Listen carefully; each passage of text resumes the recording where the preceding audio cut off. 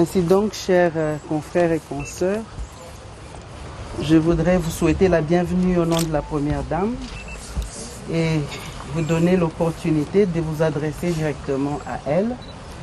Madame la Présidente, je ne veux pas choisir pour vous les gens qui vont poser des questions. Vous avez la liberté d'élever votre doigt et de vous faire désigner par elle. Vous vous présentez, vous posez votre question, une question à la fois. Merci beaucoup. Merci. Oui. Merci, distinguée Première Dame. Moi, c'est Roger Fumbisha, journaliste à Mwangaza. La deuxième campagne vient de s'achever. C'est vrai, ici à Lubumbashi. Pourriez-vous établir la différence entre celle-ci et la première campagne qui s'est tenue à Kinshasa, du point de vue organisation et affluence? Et par rapport à cette deuxième campagne, êtes-vous pleinement satisfaite par rapport à l'organisation ou bien vous avez le sentiment qu'il y a quelque chose qui n'a pas marché? Merci beaucoup. Je vais commencer par répondre, je crois, à la deuxième question. Parce que apparemment, vous avez posé deux questions au lieu d'une seule. Satisfaite? Non. Je ne le suis pas. Pourquoi? Parce que l'objectif n'est pas de continuer à organiser des campagnes comme celle-ci pour apporter des soins aux personnes nécessiteuses. L'objectif se trouve être la solution que préconise ou la solution que le gouvernement devra apporter par rapport à l'état de santé des personnes ici au Congo. Parce que, comme j'ai dit tout à l'heure, on ne peut pas vivre des dons. Personnellement, ceci ne se trouve pas sur la ligne de mes attributions. Mais comme il y a ces besoins-là, comme il y a encore beaucoup de manques dans ces domaines-là, c'est comme ça que, de temps en temps, nous nous sommes donnés comme devoir de nous sacrifier une fois par an et faire une campagne de ce genre. Mais alors, ce n'est pas seulement la responsabilité du gouvernement. Parce que comme vous savez, les soins de santé ont un prix. Et ce prix-là, c'est chacun qui doit le payer. Parce que je ne connais aucun gouvernement au monde qui paye les soins gratuitement aux personnes sans pour autant qu'il y ait l'implication de malades. Des solutions, il y en a. La base des solutions se trouve être la planification familiale. Je préfère en parler et insister dessus comme c'est au début de vos questions. C'est comme ça que je dis, je ne suis pas satisfaite. Je ne peux pas être satisfaite vu que d'abord, une campagne ne peut pas terminer tous les cas qui se présentent. C'est difficile, c'est impossible. Vous avez vous-même suivi ce que les statistiques ont donné. En un seul mois, consulter plus de 30 000 personnes, je peux vous assurer que c'est de la mer à boire. Et bien sûr, pour revenir à votre première question, d'autant plus que j'aurai la force et le soutien nécessaire pour organiser ce genre de campagne, je le ferai. Merci. Tes amis, journaliste à BioN Télévision, aujourd'hui vous avez choisi Lubumbashi c'était d'abord Kinshasa. Je veux savoir les vraies motivations parce que quand vous l'avez fait, c'est vrai, on était à 11 provinces. Mais aujourd'hui, on est passé à vivre à 26 provinces. Les besoins réels dans toutes les provinces de la République démocratique du Congo. Qu'est-ce qui vous a vraiment motivé à choisir Lubumbashi? Merci beaucoup. Je ne sais pas si votre mémoire est bonne comme la mienne.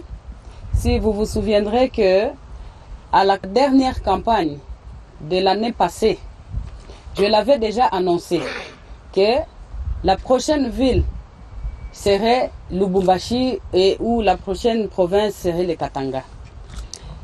Bon, je ne sais pas dire avec exactitude comme ça que je décide directement moi-même de choisir d'abord cette province ou une autre, mais les personnels de santé nous donnent des informations en avance. Et comme il y avait déjà une équipe qui était diligentée par le docteur Kangoudi, ici, par instruction du chef de l'État, nous avions pensé que ça aurait été une nécessité de venir à la prochaine campagne qui est celle de maintenant, ici au Katanga, ici à Lubumbashi. Parce que vous savez, madame, pour réaliser un tel programme, il faut des préparatifs. Et ça nous a pris une année pour préparer ce travail. Voilà. Je Moukadi de Malaika Radio-Télévision. Je vous ai rarement entendu parler en bien de vous. À moins que je me trompe, je fais confiance à ma mémoire. Sinon, la première fois, c'est tout à l'heure. Vous avez parlé de votre mémoire qui est bonne. Je me fie juste à ma mémoire. Vous avez dit que ceci ne rentre pas dans vos attributions en tant que première dame.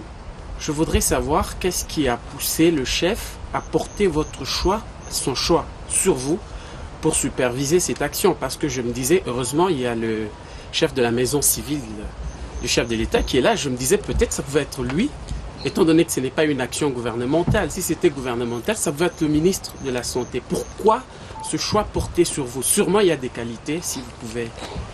Merci beaucoup. Et à cette question, peut-être que je n'aurai pas la réponse appropriée. Le jour que vous aurez l'opportunité de rencontrer le président, vous pourriez la reposer. Sauf que je compte souligner quelque chose. Je suis peut-être la personne la plus proche du chef de l'État. Alors, si peut-être il me choisit, c'est parce que je le dérange.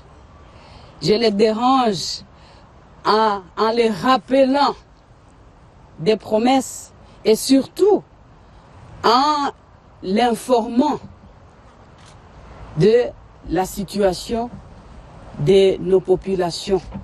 Parce qu'il n'a pas le temps à tout faire.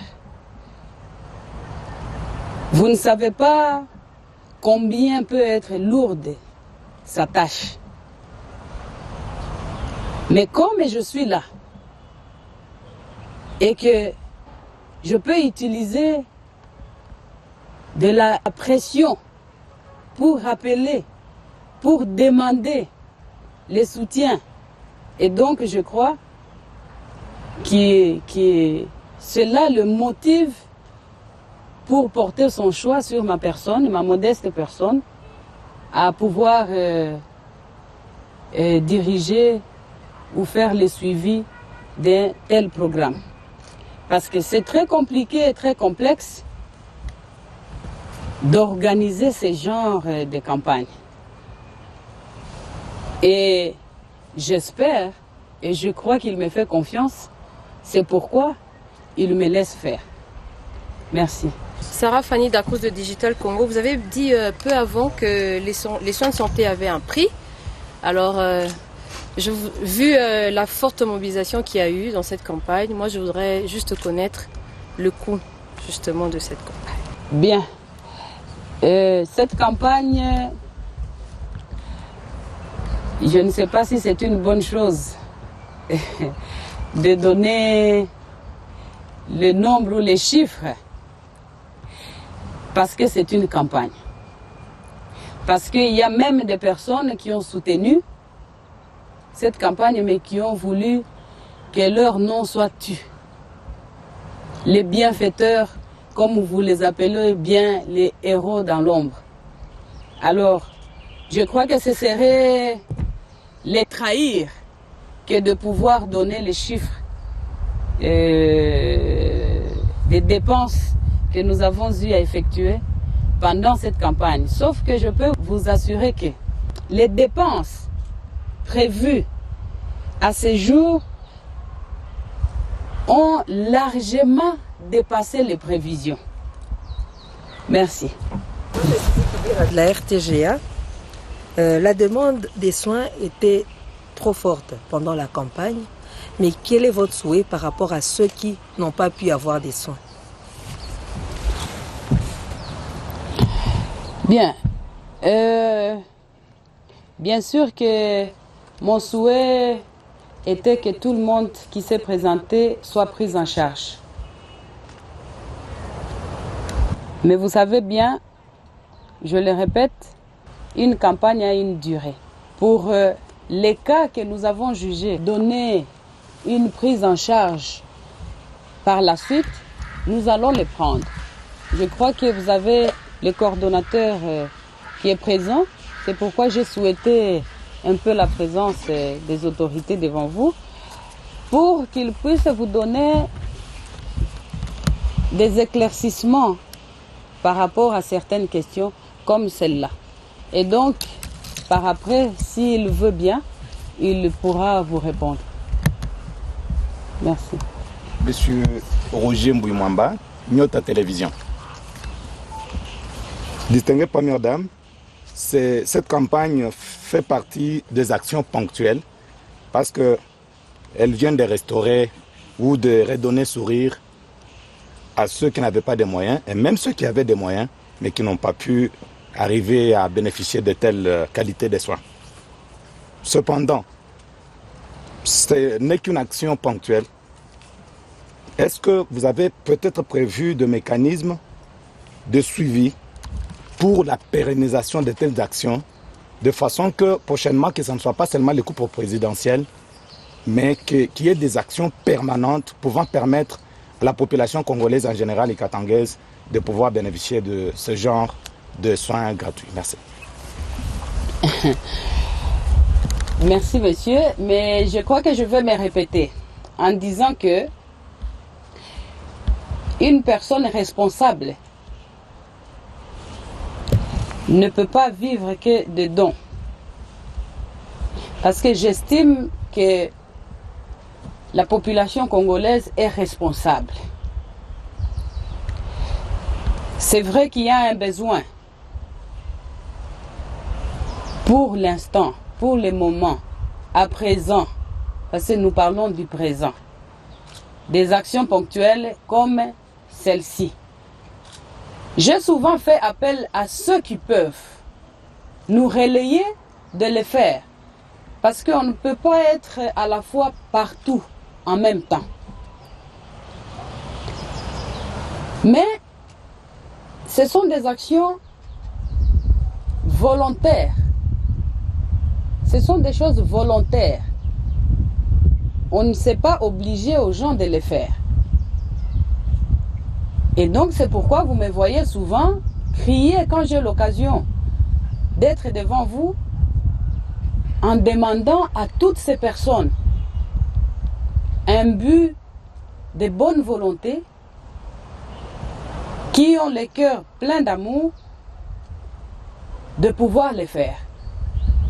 Et il y en a. Il y a des ONG qui font ce genre d'action.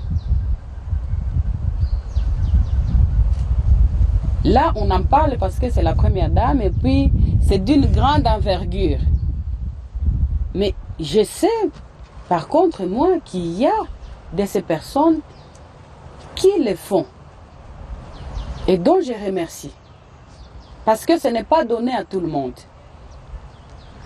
Nous savons aussi qu'il y a des gens qui gagnent beaucoup des millions, mais qui ont cette lourdeur-là de prendre des initiatives comme celle-ci.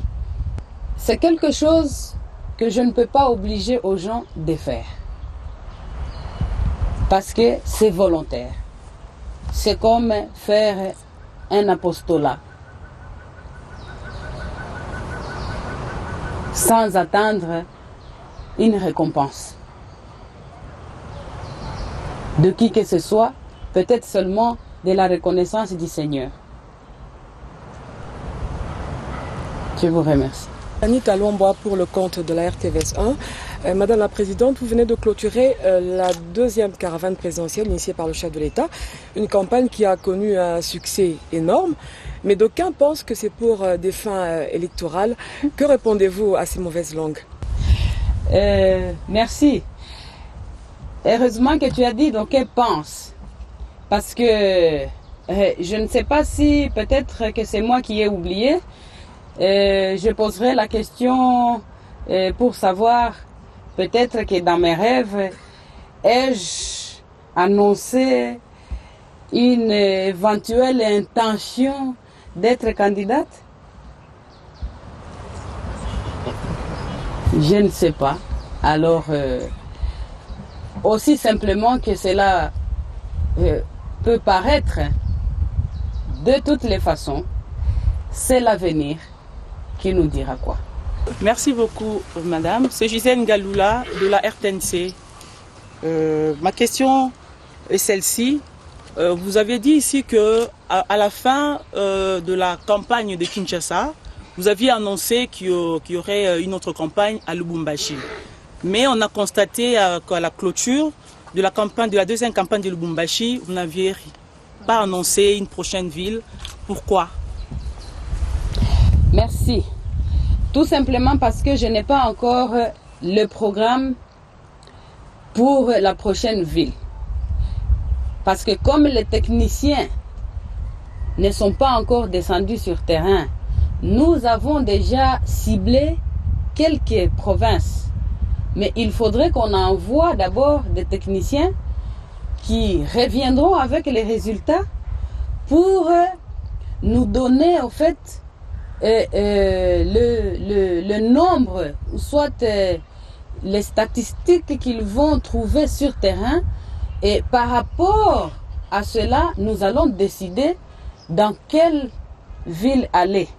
Parce qu'on ne peut pas seulement se réveiller un matin et dire, bon, voilà, demain, j'irai à Mbujimaï ou bien au Maniema, à Kindu. Non, non. Il faut des préparatifs. Et c'est très complexe. Là où il y a des cas beaucoup plus compliqués, là où il y a des cas beaucoup plus qui demandent beaucoup plus de spécialistes, c'est là que nous choisissons pour aller. Seulement après que les experts nous aient donné les informations requises. Merci. Charles Ngo de la radio-télévision Antanche. Au fait, les communs des mortels ne semblent pas être d'accord avec les chiffres de 3 décès que le coordonnateur a avancé ce matin. Et à la cité, on parle de plus de 100 morts. Comment réagissez-vous? Bon, heureusement que toi-même, tu as bien dit la phrase « le commun des mortels ». Parce que, déjà, je peux vous assurer que s'il fallait seulement suivre les colportages, s'il fallait seulement tenir compte des calomnies, des avis et des opinions négatives, nous ne prendrions même pas cette peine de nous sacrifier pour faire pour agir de la sorte. Parce que on aurait peur. On aurait peur et on dirait ah non, et on risque de dire, on risque de faire, on risque d'estimer. Mais j'ai bien dit ce que moi je fais, je le considère comme étant un apostolat. Peu importe ce qu'on peut raconter, Pour moi, c'est la vérité qui compte. Et la vérité, il n'y a que Dieu seul qui la connaît. On ne va pas se mettre à répondre ou à démentir selon ce que les gens disent. Ça risque seulement de nous amener de la confusion. Et dans la confusion, on ne peut rien faire. C'est là aussi qu'il faut savoir que Dieu choisit qui mettre où. Parce que c'est lui qui donne et qui donne la provision. Si seulement l'on suivait, on a dit. Donc, on va commencer, on passera toute notre vie, on n'aura même plus le temps de penser à nos compatriotes parce que nous allons passer toute notre vie devant vos micros pour venir démentir. Mais c'est non. Alors, libre à eux de croire ce qu'ils veulent croire ou ce qu'ils disent, mais Dieu sait combien de morts il y a eu. Merci. Doracia Mukuna, ACP. Ma préoccupation, c'est par rapport à l'implication des serviteurs de Dieu dans cette campagne, à l'instar des corps médicaux qui se sont donnés coréens. Parce que quand nous suivons à la télé, c'est l'appel, Dieu miracle, Dieu, toutes sortes de maladies. Mais le taux même de pourcentage de leur implication dans cette campagne, ça ne se fait pas sentir. Vous les avez associés ou pas? Merci beaucoup. Bien. Merci, ça c'est vraiment une très bonne question. Bien sûr que nous les avons associés. Oui, parce que quand je suis venue lancer la campagne, j'avais fait un appel à tous les pasteurs, à tous les serviteurs de Dieu, de nous accompagner dans la prière. Parce que c'est ce qu'ils savent mieux faire. Présenter nos requêtes devant le Seigneur. J'espère qu'ils l'ont fait. J'espère qu'ils nous ont accompagnés. Parce que autrement, je n'ai pas d'informations, mais je sais qu'une grande majorité des serviteurs de Dieu nous ont accompagnés dans la prière. Parce que sans Dieu, nous aurions peut-être effectivement connu les 100 morts que ont désiré les colporteurs de ces chiffres-là. Merci. Oui, monsieur. Merci, distinguée Première Dame, de la parole que vous m'accordez. Je suis Magloire Mwamba de Kiondo Radio Télévision. Alors, quand nous étions à la cérémonie de clôture, personnellement j'ai entendu le ministre de la Santé publique, le docteur Félix Kabange, dire que cette campagne a révélé des problèmes liés à l'accessibilité des soins de santé. Alors, vous venez de le dire tout à l'heure, ce n'est pas dans vos attributions. Je voulais savoir quelle démarche vous souhaitez entreprendre pour pousser ceux dont la charge incombe afin de mener des actions dans le sens de pouvoir solutionner à ce problème lié à l'accessibilité des soins de santé en République démocratique du Congo. Merci. Merci beaucoup. Les démarches, nous les avons déjà menées. Nous avons déjà commencé depuis longtemps. Et je crois que ce serait m'égarer si je disais que j'ai la connaissance de toutes les dispositions prises au ministère de la Santé pour l'accessibilité des personnes aux soins de santé. Mais sauf que je sais une chose. Le ministère et tous les corps le ministère de la Santé et tous les corps médicaux ont leurs responsabilités. Mais nous aussi, la population, nous avons notre responsabilité. Parce que les médecins, ils ne vont pas travailler sans pour autant toucher un salaire. Sinon, il va mourir de faim.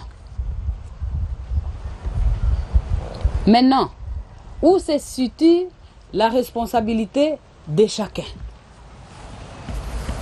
Parce que c'est facile de vouloir faire porter le chapeau à l'autre. C'est facile de rappeler les devoirs de l'autre. C'est facile de réclamer ses droits. Mais ça devient difficile quand on demande de faire face ou d'assumer ses responsabilités. La population aussi doit assumer ses responsabilités. D'ailleurs, je vais profiter de votre question pour demander combien parmi nous vraiment payons l'impôt? Comme c'est vous qui êtes présents ici, parce que vous travaillez, il y a nos obligations, nous la population. À quoi nous devons répondre? Comme vous êtes là, vous tous, qui se donne la peine de remplir son devoir citoyen en payant l'impôt? C'est juste une question, je ne demande pas de réponse. Libre à chacun de répondre avec sa conscience. Merci. Jolie Dioka Télé 50, campagne réussie, paquet consistant, plusieurs services ont été à la disposition des malades, remise d'environ 3000 paires de lunettes et puis des prothèses auditives. Alors ma question est celle de savoir, parce que ça fait quand même une différence avec Kinshasa, ma question est celle de savoir, est-ce que c'est fait ainsi parce que c'est le fief du chef de l'État?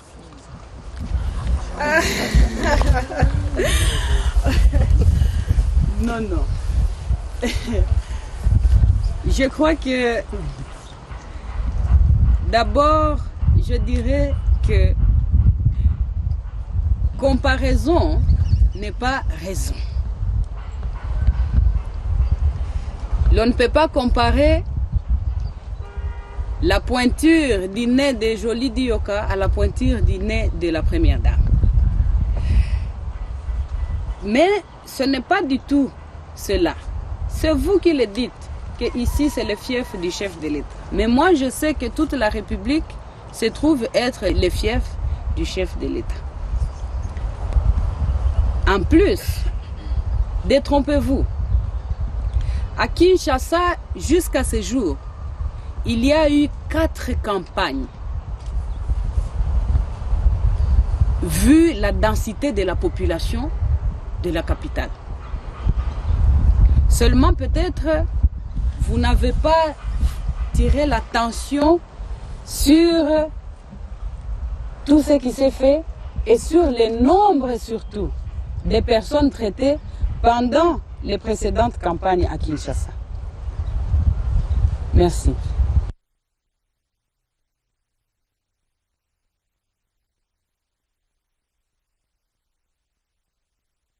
Banda.